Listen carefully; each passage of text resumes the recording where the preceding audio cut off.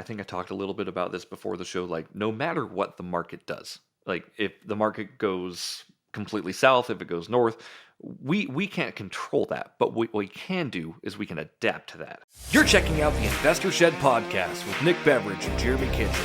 They're on the path to financial freedom, and they're taking their community with them. Stay tuned for the best free real estate investing advice on the internet.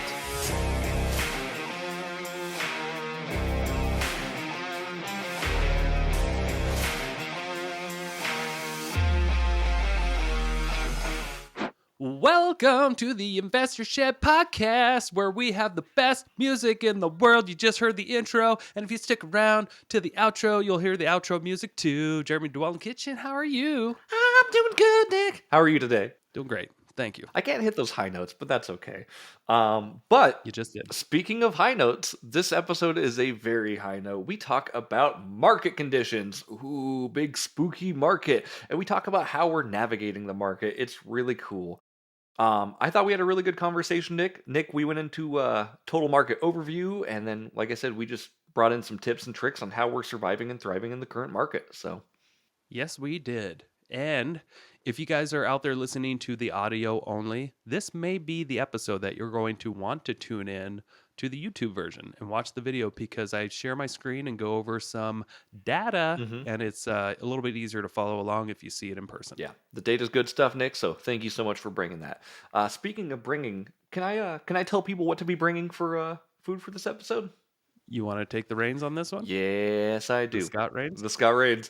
All right. So what we're going to do is you're going to go in your freezer. You're going to find the preferred protein of choice, just to eliminate any sort of nonsense. You're going to put that on some chips and cheese. Today, ladies and gentlemen, we're making nachos. Yes, we are. What do you call cheese that's not yours? Nachos. Someone else's. Oh. Dumb. Listen to the episode, though. It's great stuff. Yes. And if you're curious about Scott Reigns, we had him on the podcast. It was awesome. Yeah. Enjoy this one. Bye. Welcome back to another episode of the Investor Shed podcast. That is right. We do not have a third screen going. It is just Jeremy and I here to please you again. We're all about pleasing you lately. Call me anytime. I'll please you whenever you want. No, but really, we have a big mole to talk about today, and it's the market. Yes. No white hairs about it. If you're listening on audio, this isn't going to make any sense, and I love that. But yeah, we're going to do a lot of market talk today, because I think it's important for investors and non-investors to know about what's happening in the world and how the market is adapting and why things are happening the way they are. Yes. But real quick, just in case, if you had the option to watch this video today versus listen, check it out on YouTube. We have it on two different channels. Nick Beveridge is one of the channels, and then also the Investor Shed podcast is the other channel. Today, well, I'll actually be sharing my screen and showing you what's going on in the market and how to read numbers. I'll also do the best I can just to keep this audio friendly as well, but it will be beneficial today to check out the episode on a video format. You got to see them stats. So, Jeremy, tell me, how's the market been for you this last year since interest rates have spiked? It's definitely priced us out of a lot of things, at least in our area. We are, continually looking to see where and when we can invest. A lot of that is kind of shifting towards the Midwest as far as prices and interest rates go. But we're still looking, and we still got our boots to the ground. We're still trying to make things happen. I think I'm in a position with a lot of other people as well that are just, with interest rates being as high as they are and home prices being as high as they are, like it doesn't make sense to get just a conventional, like an FHA mortgage on something. Specifically, if you're going to buy a $500,000 house at 7.5% interest with 3.5% down, your monthly payment's going to be around $4,000. And that doesn't really work for the average family. Yeah, unless you can rent that house for $5,000. Right. And if you can find a place where you're renting, just a 3-bed, 2-bedroom bath for $5,000, let me know. I would love to take a look at that market. Yes. So we've been in an interesting times, as most of you guys know, the last few years. Actually, the last decade, we've had historically low manipulated interest rates that have kept the economy flowing through, after the aftermath of 2008, the government wanted to get involved and make it easier to have affordable housing. And then politics got involved over the, 14 years or so that rates just kept extremely low. You've had people like me just kind of grow up in this. I'm in my mid 30s, but pretty much my entire adult life, interest rates have been relatively low. I mean, my very first house, but the interest rate I got was a 5.75. And at the time, everybody was like, wow, that's a really low rate. And that was at the time where they were kind of dip in, and it was just before the market crashed in 2008. But interest rates have been the talk of the town. But you know what? We got to go back to the basics when it comes to real estate investing. It's not all about interest rates.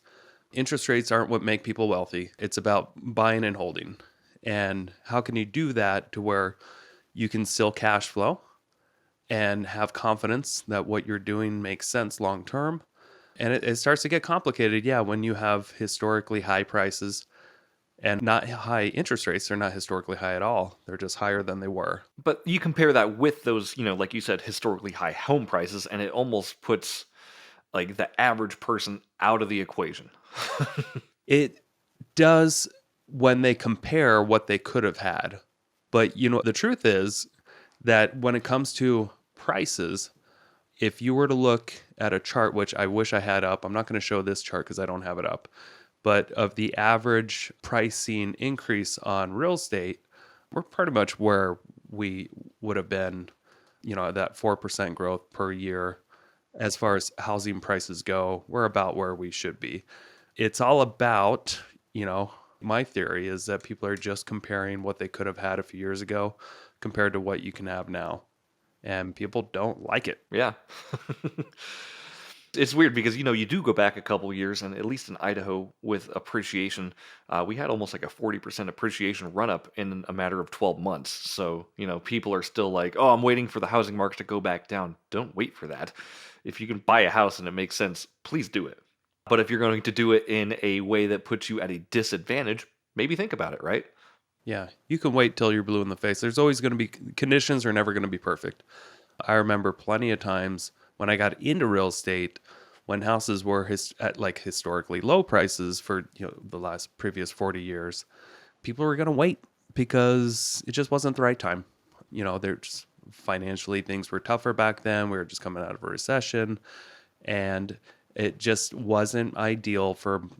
I would thought it was insane that all these people weren't buying homes, but there were plenty of people back then that maybe had the ability to buy, but just wanted to wait as well and wait for conditions to be perfect in their lives. And I like what you said there, Nick. Like, conditions are never going to be perfect. Conditions will either be optimal or suboptimal, I believe. And if they're optimal, right, and if the numbers make sense on whatever you're buying, whether it's, a house, and I'm not saying go out and buy a Lamborghini or anything, but if it makes sense to buy a car, go buy the car, right? It makes sense to buy a car, buy a car. That's what Jeremy says. That is what I say. But I'm serious though, like, right? I mean, like, if you're buying these things, even like liabilities aside, but just it's hard to, again, right now, just to be in like okay, if I'm going to buy a house, how do I make it worth my time? I need to either A, look outside of my strategy plan, because you can't do just a single family rental like you're saying for, paying the mortgage for $5,000 a month. Maybe you can do short-term rentals out of it. Maybe you can put a bigger down payment on it. Maybe you can do a buy down on your interest rate. Like, there's options you can have and options that are available to you that will make your payment less. Yes. There are still hidden options out there that, there's plenty of sellers that are willing to deal and ready to offer credits and buy down that rate to where maybe the payment makes it more sensible to buy an investment. And then there's also still creative financing options out there. A lot of people have a lot of equity these days, and if sellers are desperate enough, they may consider seller financing or take over my mortgage subject to. There's still, 75% of the mortgages out there are less than 4%. That means if anybody out there has a mortgage, there's a 75% chance that they have a really good low interest rate, maybe a low payment. And if they're really desperate to sell, talk to them about seller financing, subject to, and educate them on that. So you still got to create your own deals. And going out there and buying a $500,000 home that can rent for $1,900 a month and putting 20% down to get an 8% interest rate. You got to do the math there before you do that and realize, not going to work. Yep, that's not going to fly. But what can work is buying that house with cash. And I know that's going to be hard to hear, and that's going to sound very Dave Ramsey of me. But times have changed. You got to change with the times. If interest rates just don't make sense for your investment, you can't cash flow. Trust me, you'll cash flow if you put enough cash down. And maybe that requires all cash down or half down. You got to make it work somehow. But you know what? Renting is 100% interest rate. Yep, yep. Doesn't matter what you paid. None of that goes to the principal of your rent, right? Yeah. And not having any investments collected over time is not going to help you at all when it comes time to retire. Right. Can we go back just a little bit, Nick? I want to talk about what you mentioned, the seller buy downs. Don't remember where I saw the statistic on it, unfortunately, but there was a statistic that says, like, if you put $10,000 extra down on a house versus if you have a seller do a $10,000, interest rate pay down, like what the difference in rate is. Can you kind of dive into that a little bit? Yes, it's an awesome option. Unfortunately, it would be a little clunky if I were to try to pull up a calculator right now and show the difference because I actually just don't. I'm not a lender and I don't have that kind of tools available to me right away. But I've seen plenty of. I have a rough idea of the amount of savings over time. I mean, if you can save, 1%, I mean that could be $150 a month over time. You do that times 12 times 30, it adds up to a lot more than 10 grand. But then again, you gotta figure out what your end strategy is too, because the majority of mortgages turn over every 5 to 7 years. So you can't always assume that you're going to have this mortgage until it's gone. You can definitely have that plan, but the reality is the reason why banks are so tall in cities is because they turn over mortgages knowing the odds that people are going to only have a mortgage for 5 to 7 years on average. And then they're either going to refinance or pay it off or sell it. Yeah. And yeah, so obviously we're not going to do the math on that buy down today, but what I would recommend everybody do is if you do have a mortgage lender, ask them about those options, right? Because a lot of mortgage lenders, people think buying a house is very linear, and it's just not. Like there's so many different ways to make this happen, and if you just talk to the people who you're involved with, your lenders, your realtors, say like, "Hey, what are my options here?" Are they willing to take lesser price for the house? Are they willing to do a seller credit? Like, get all the ammo in your arsenal before you fire that gun. Yes. And so far in my experience, we're at the fall time 2023. Many, many, many, many, many sellers are totally willing to offer credits. They're only looking at their bottom line. And if they bought their house, further than within the last 2 years, then the chances are they're making really good money on their house. And that sometimes they feel like they didn't really earn it anyway. So it's so much easier to give that away. You'd be surprised how people's minds work when it comes to selling real estate. If they can see, oh, I'm still going to walk away with $100,000 and I only put 5,000 into this 7 years ago. Yeah, whatever they want. Let's do it. I need to move and whatever gets the deal done. I mean, that's a lot of people. A lot of people are in that same boat. So anyway, I know I'm making a lot of generalization here, but you guys got to understand that not all hope is lost out there. There's actually tons of opportunity because you do now have, which is a big ingredient when investing for good deals, you have motivated sellers out there. Yeah, that's huge for sure. And everything's negotiable, right? As long as you're not going out there and putting just unrealistic offers on things, because you gotta look at what the market is doing in your area, and then talk to your real estate agent and see what other comps are going for. But don't be that dick who goes around and just completely lowballs everyone on the market. You might get luck every now and then, but eventually realtors aren't going to want to work with you, and that just burns a bridge. So Yeah, good point, Jeremy. You're not even a realtor and you know how much that irritates agents. well, I know at my times as a professional, right? So like if people want to use me and then like go use me just to not use me, or yeah, it's weird, man. So just make sure you're appreciating people's time and respecting people's time in the business. So Totally.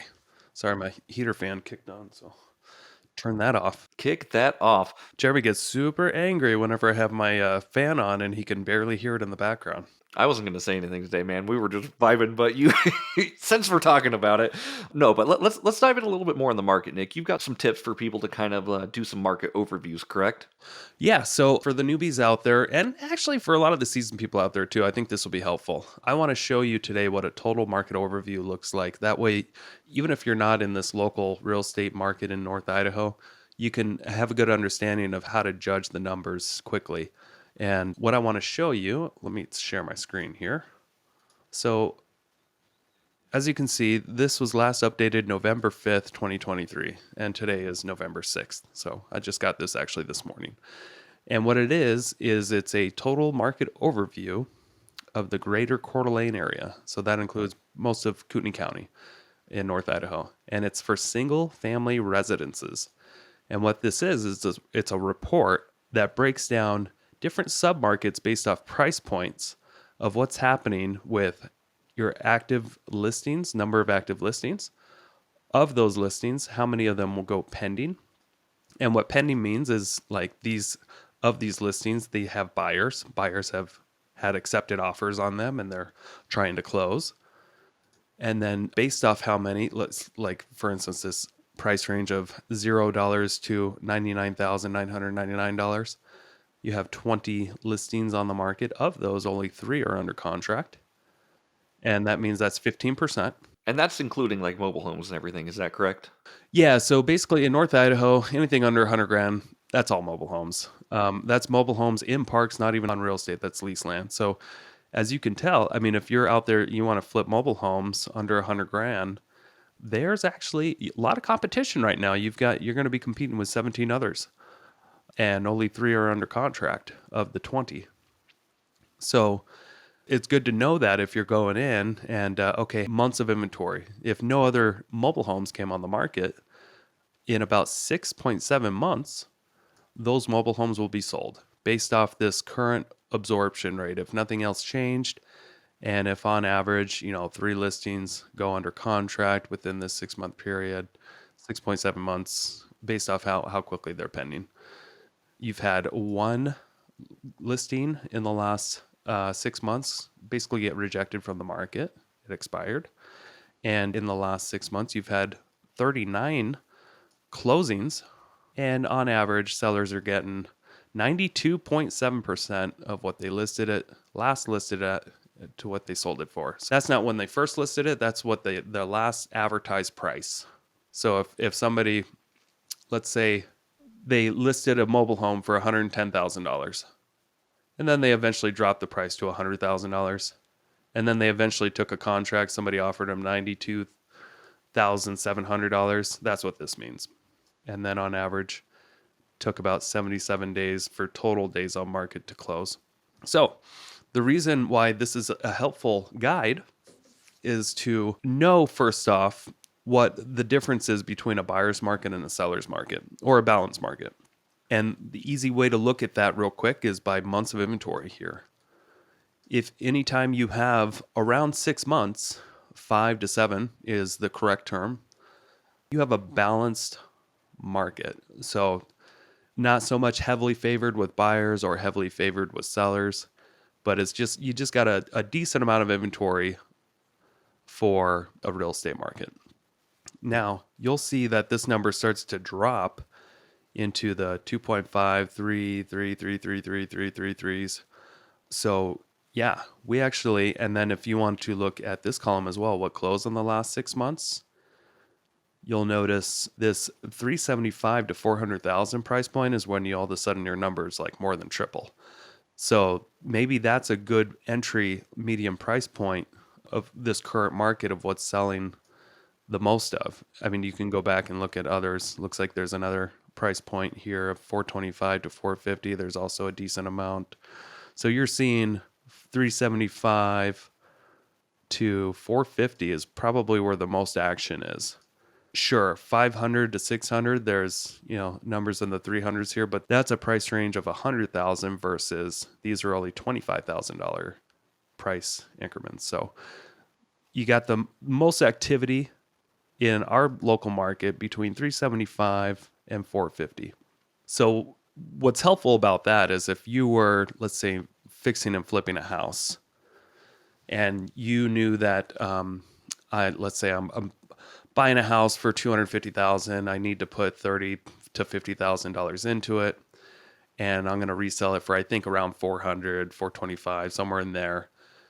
It's helpful to kind of go to this report, and then you can look at these price ranges here, 400 to 425, and see, okay, what's my competition going to be like? Right now, you got 64 homes on the market, and over half of them are under contract. That's a good sign if you're a seller. 1.9 months of inventory, and you've only had 6 get rejected from the market and over 100 sold. And most people are getting 99.2% of what they're asking for when they last had a price drop, if any. And then total days on market right here. So hopefully this kind of gives you a rough idea of why these reports are helpful. You can quickly kind of narrow in on any market of where the most action is, maybe where you'll want to play if you're fixing and flipping homes. So the reason I like to go over that is a couple of reasons to get a grips on where's the price point where most people are flocking to right now. Also, are we in a buyer's market or seller's market? Where are we trending? Also, what I do with these reports, I run a networking group, so I go over these every month with people, a large group. And I've seen over time, over the last 10 years, that inventory in general come down from a balanced market to an extreme seller's market, and then it's gone up a little bit. It's actually compressed down a little bit more now, too. A lot of that has to do with just inventory. There's still buyers out there. Yeah, things are priced high. Prices have come down, but not nearly to where they were pre-pandemic. Sure. And anyone listening, obviously, they see these total market overviews and they think like, "Wow, that's really cool. I wish my agent did something like that for me." Do all real estate agents have that availability to, pull these reports and send them out, or is this something that's kind of like an exclusive club? You know, I since I'm at Keller Williams Realty, I pay an extra dollar a month to my office for these reports. And I think every Keller Williams Realty office has similar reports in the country. But you don't need to be at Keller for that kind of data. This is just an easy way to digest it. Every real estate agent has the MLS, and oh, I'm not sharing my screen right here. I'm acting like I'm sharing my screen. But the MLS will quickly give you these kind of numbers too, but you have to really dial in what you are trying to overview. Sure. And I guess what I'm trying to get at with that, Nick. So the average person listening to this that's not a real estate agent working at Keller Williams, how can they get their hands on this information in their area in a simplified way? Is there a way to do that? Yeah, just ask your agent first. Hey, do you have a total market overview that kind of just shows what's happening in, I don't know if you noticed, but right away I was showing that this was kind of narrowed down. It was just showing single family homes in the Kootenai County area, broken down by price point. So the waters could get really muddy too, because if you just pull up, like my MLS right now shows that the average absorption rate as of a week ago is hovering over 5 months, 5.3 months. But what that's showing is a conglomerate of everything. I mean, that's showing luxury. That's showing land in rural areas that nobody wants.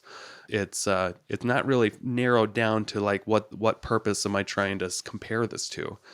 When you get a broad overview of what's an absorption rate in an MLS, not going to be very helpful. It's like asking, what's the average temperature in the United States today?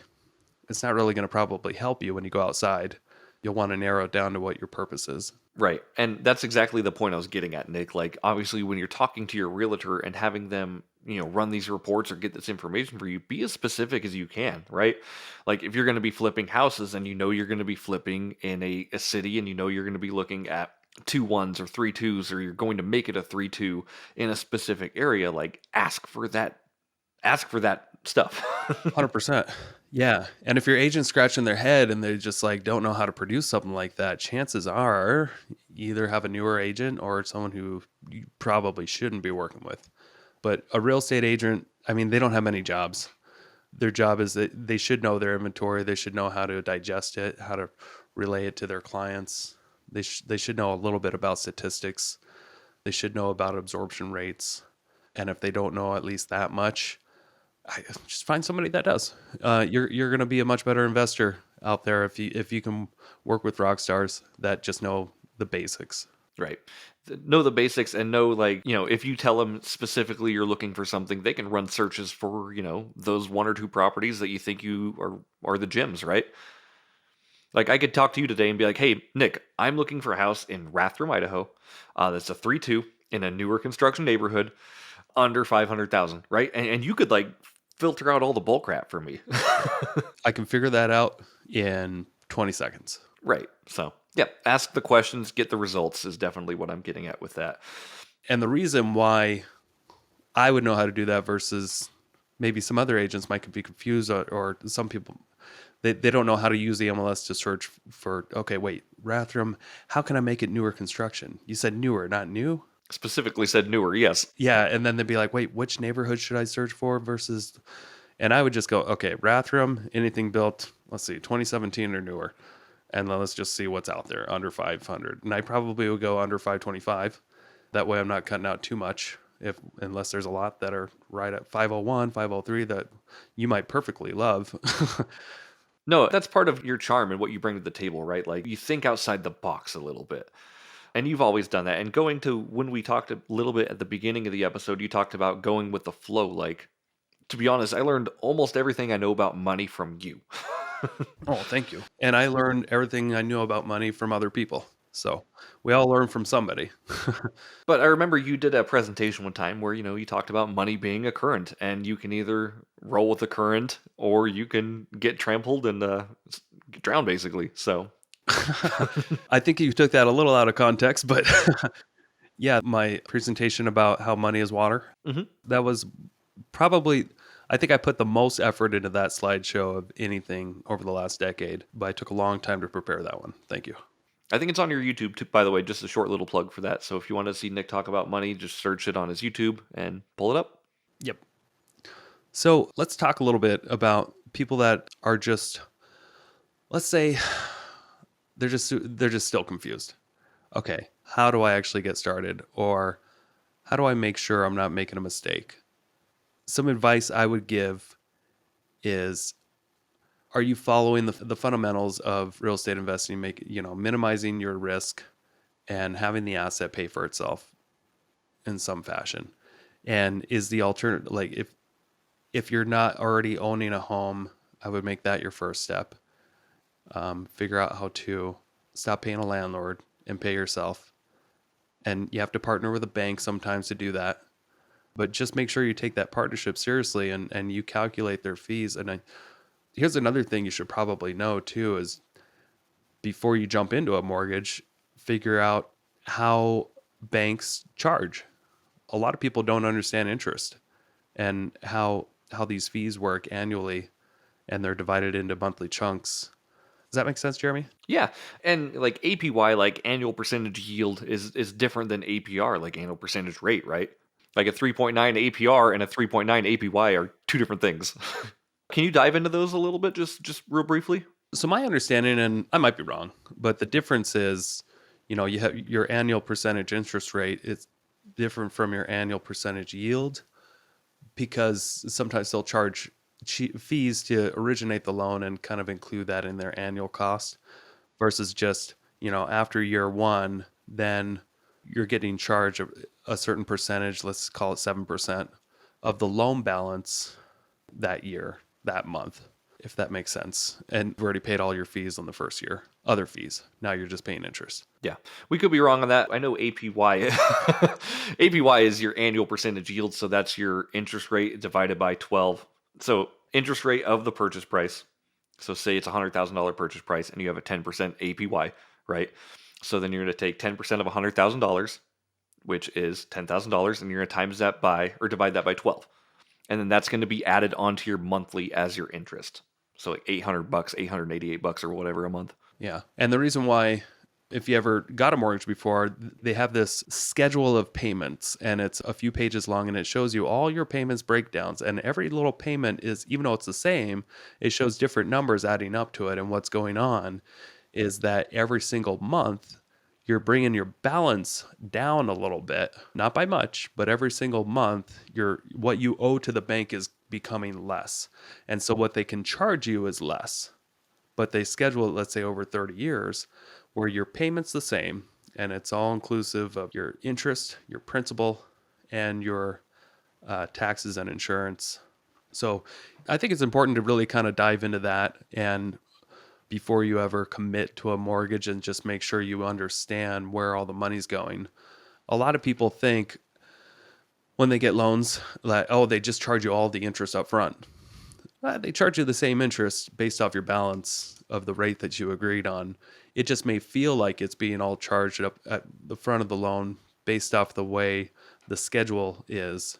If they brought that 30-year down to a 15-year, you're just making more payments to the principal, and it's the same amount of interest that they're charging you on whatever the balance is every month. Sorry, I'm probably making this way more complicated than it needs to be, but it took me a while to understand. Yeah, I mean, still, it's kind of baffling, even for like the person who's just been starting this, kind of like me, right? Like, it's statistically like unless your property taxes just go through the roof in the next couple of years, the first payment you make on your mortgage is typically the most expensive mortgage payment you'll make. That's true. And that's because your balance is the highest, and then it goes down the next month because some of that payment went towards buying down the balance.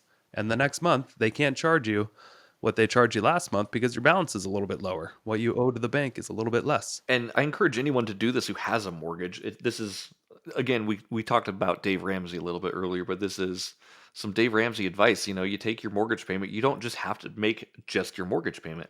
You can add $50, $100, $200 to your mortgage, and that all goes directly to your principal.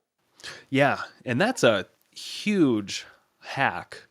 If you have a mortgage and you just add an extra 50 to $100 a month if you can, and just get used to the payment being a little bit higher, you can easily shave like 7 years off your mortgage just by adding 50 to $100. And you can play with those calculators you can find online and play with, and it's called like an acceleration strategy, and it's something that everybody should be doing.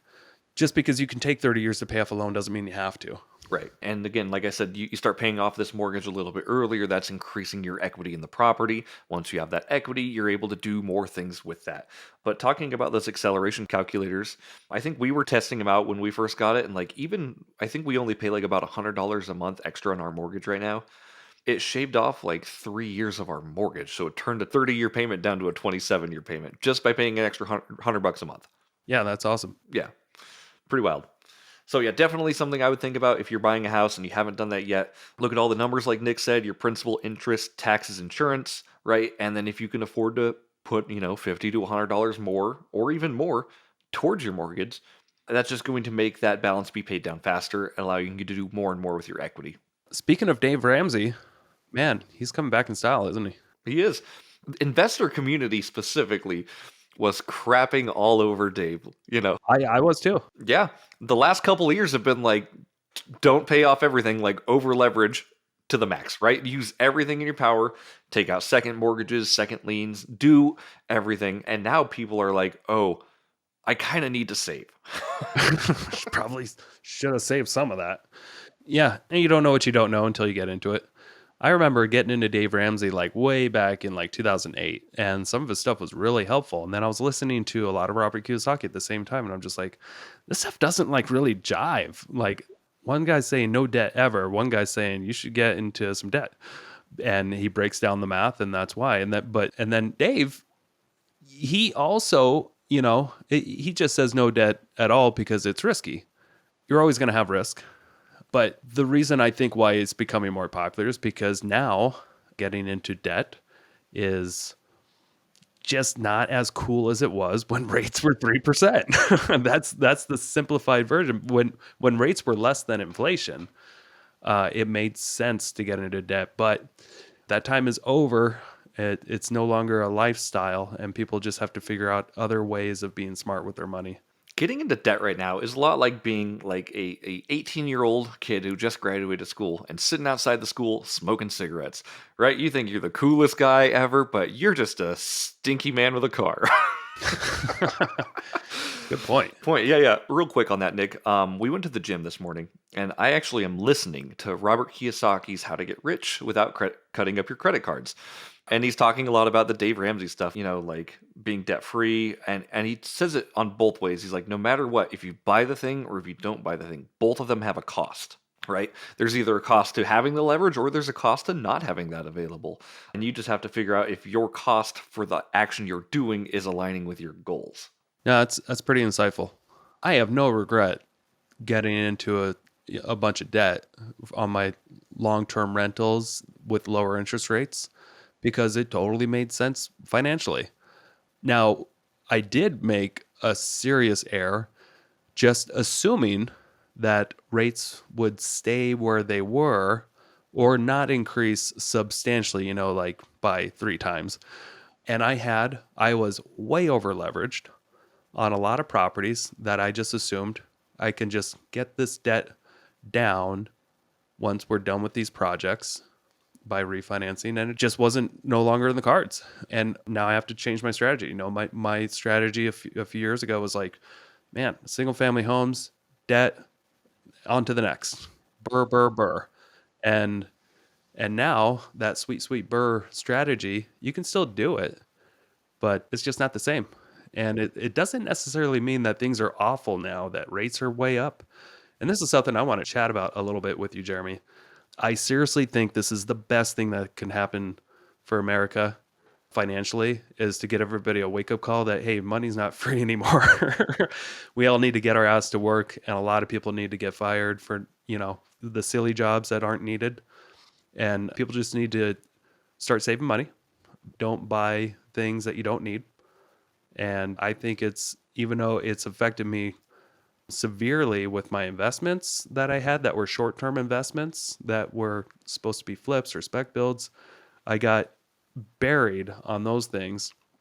But I still believe that this is the best thing that the feds could do, is to jack up these rates. Yeah, absolutely, Nick. I do love your outlook on it. Like I said, I've watched you the last year. You did get a little bit over leveraged, a little bit. We'll put some quotations on that.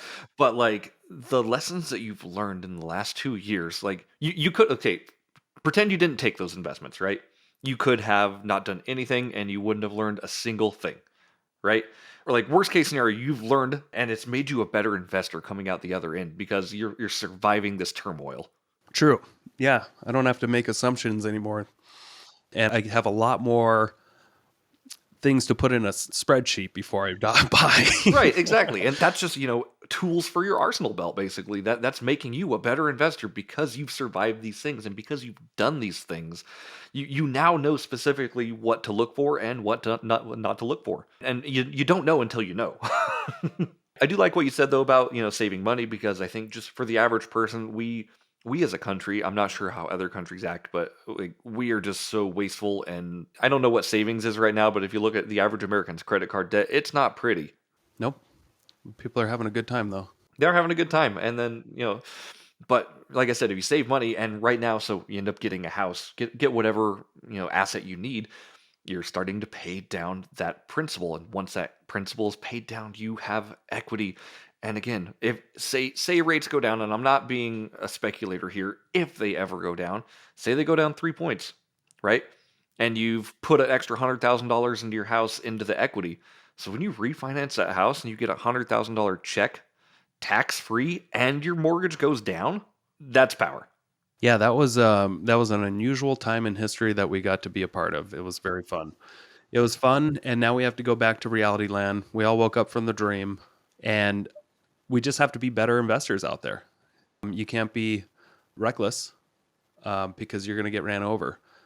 And people have been making money in real estate for a very long time with interest rates in the 10%, 18%. They weren't at 18% for very long, but they were there, and people are still making money. People are still buying homes, and it's always been not the right time for a lot of people. But you got to do what makes the most sense for you with your budget, if you have one, with your resources. But what we want to do here is we want to help expand your resources and make you think outside the box a little bit, and not just be the worst thing that you can get from this podcast is that you've got to be a slave to the market, or you have to go in whatever direction that the market is pushing you. If we want to make an analogy here, the market's kind of like the wind. We can still go the direction we want to go. The wind might just be pushing on us a little bit. But as long as you don't make that your full focus, you're going to be just fine. Sure. And going off that analogy too, like, I like to pretend the market is a current, like you said, or a wave. If you're in the wave without a boat, you're going to get hit by a lot of things. But if you end up building yourself a boat, you're better. If you have oars or paddles, you're even better. If you have a map, you're even better. And your map is your financial education, right? So the more work you can do on like, okay, like what is my financial situation? What can I change? What can I fix? What can I eliminate?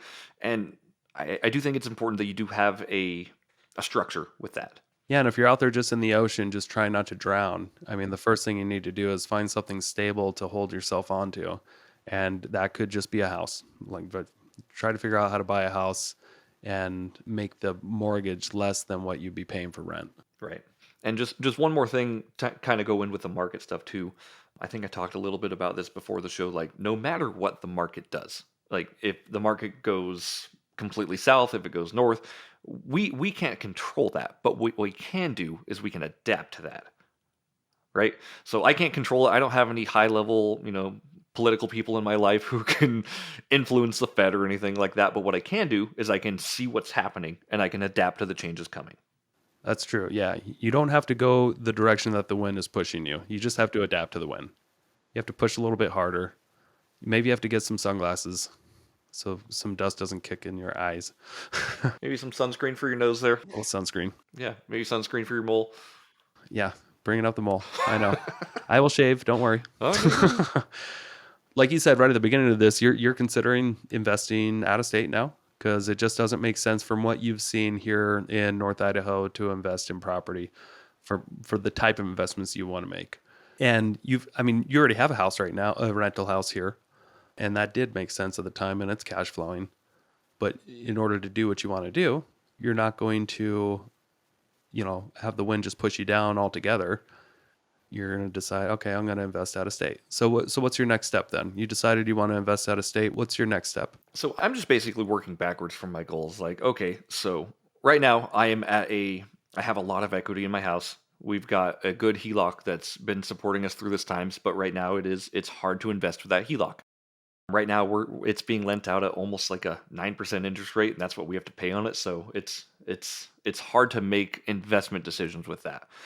What I've been doing is I hate the word, but saving money. When we're done talking about you, I'm going to surprise you with a similar answer. Okay. Yeah. So saving money, and I've been saving it in a variety of places right now. I've been saving it in a savings account, which is my least favorite way to save it, but it is there and I can see it. Yeah. Next thing is I do have a couple of IRAs. I maxed out my IRA this year and I already lent that out. I have a self-directed IRA that is used for investment projects. So I planted that seed and I'm waiting for that seed to grow into a tree.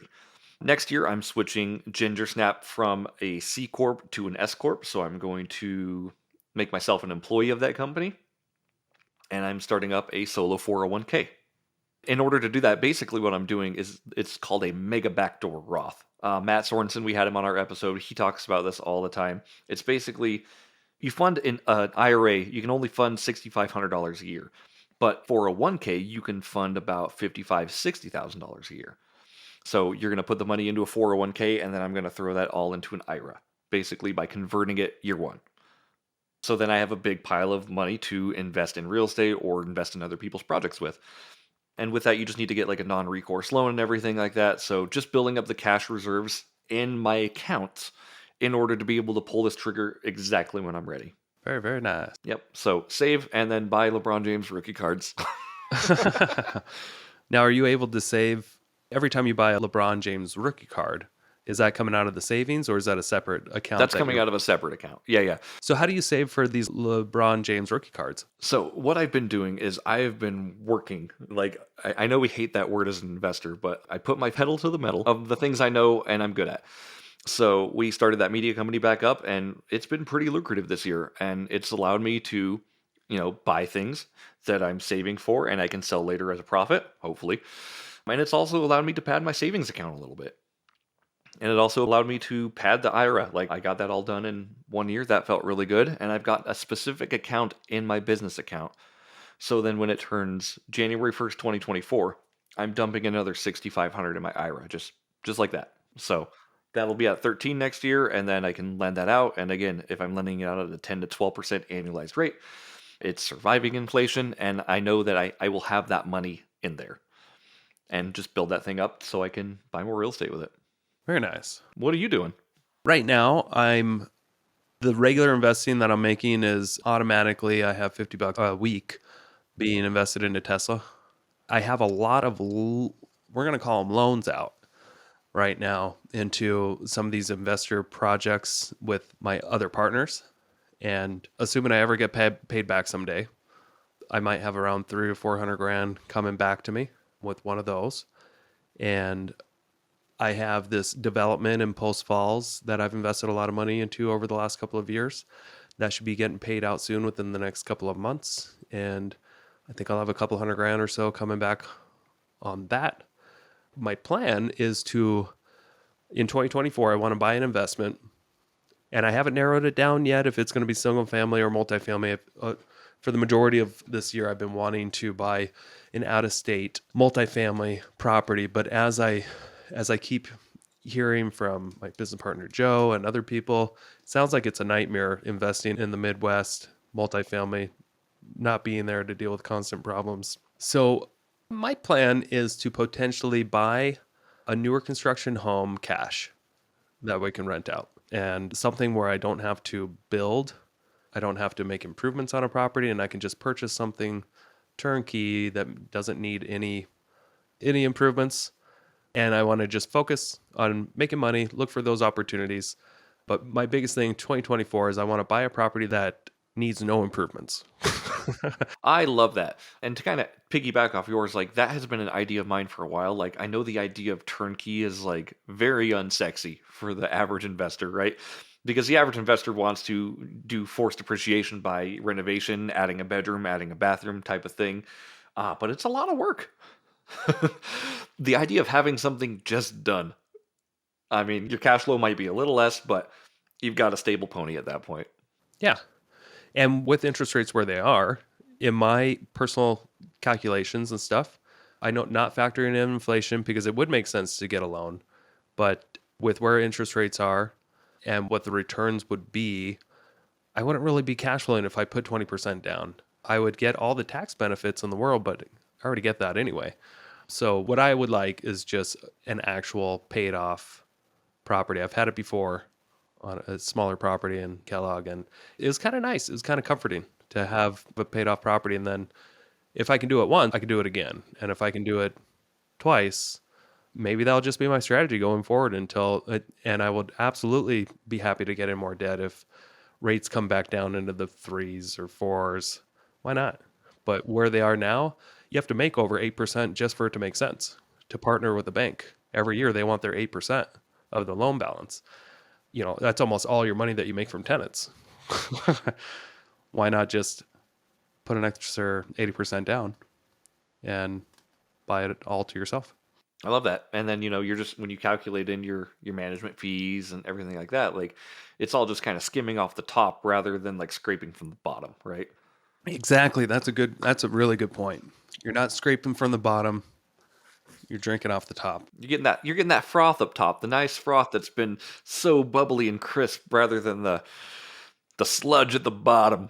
Yeah. That's what it's felt like for the last couple of years. It's like you put all this time and energy into all these investments and everybody gets paid except for you. And maybe you get a little taste at the bottom little spit that was left from somebody else.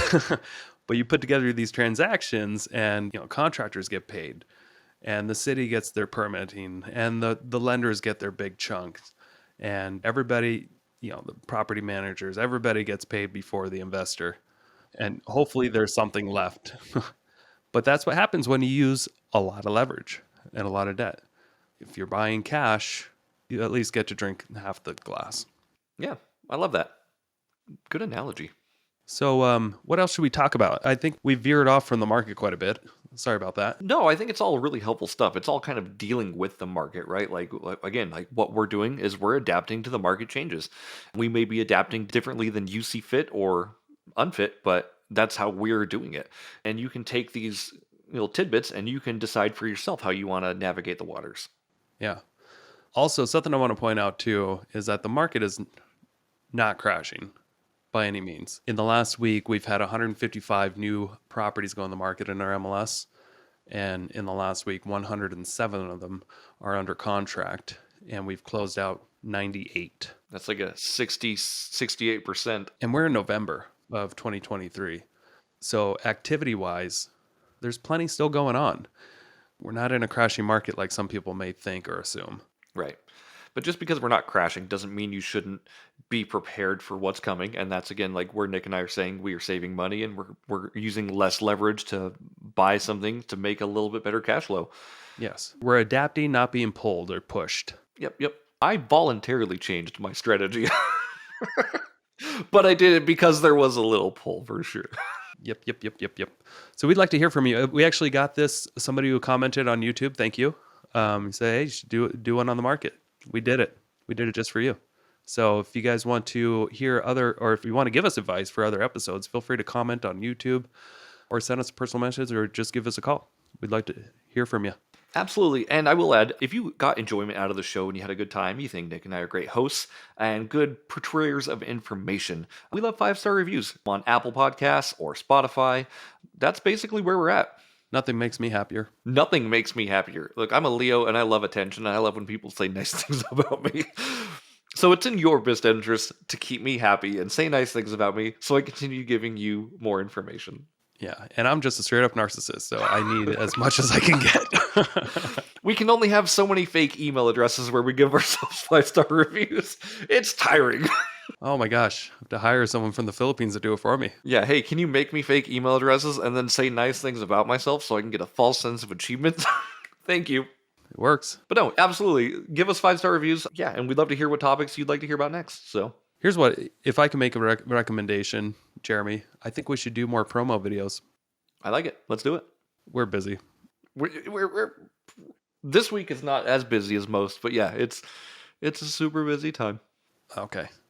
People love those promo videos, not as much as you and I, but we do them for us, and then that's part of the narcissistic thing you're talking about, right? Like we do them for us, and then it feeds the engine because we're enjoying it so much. Yeah. Thanks for listening, everybody. Appreciate you being here and sticking it out to the end. Again, yeah, if you have a recommendation for a show, just comment on one of these videos. And that's the only way we want to see it. We just want to see comments. Yeah, we look at those comments. And there's a lot of fake comments out there. I'm watching you if you're fake. Are there a lot of fake? Yeah, I get some spam comments. Great job on the video. And it's like, and then they'll email me like, I saw your video and I'd like to promote your product. And I'm like, get out of here. Where's that spam button? Get out of here. All right, everybody. Hey, I'm going to play some claps. We're going to transition out of here with some claps. Actually, how about some cheering? Everyone loved it, didn't it? Didn't everybody love it? Thanks, everyone. This feeds it. I love it. Love it. See you next week. Without further ado. See you next week. Thank you so much for checking out the Investor Shed podcast. If you enjoyed your time, make sure to leave a 5-star rating and review on Apple Podcasts and Spotify. Follow along on YouTube, TikTok, and Instagram at The Investor Shed for shorts and promos about each episode. Do you want to be a guest or know someone who has great real estate investing advice and stories? Reach out to us at theinvestorshed@gmail.com.